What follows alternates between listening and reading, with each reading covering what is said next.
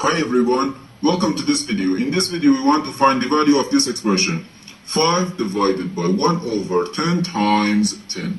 Are you ready to solve? Let's go ahead and get started. First we do this multiplication, 1 over 10 times 10. We can easily cancel this 10 and this 10, so here we have just 1. And the 5 divided by 1 equals 5. But this answer is not correct, because according to the order of operations, multiplication and division have equal priority and we have to work from left to right. So here, first we have to do this division, then this multiplication. If we do this multiplication before this division, it is wrong.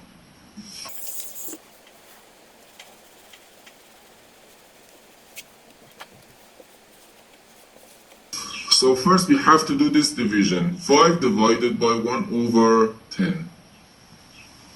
According to the KCF rule, K stands for keep, C stands for change, and F stands for flip. We can write keep the first fraction, change division to multiplication, and flip the second fraction. So we have 5 times 10 and times 10. Okay?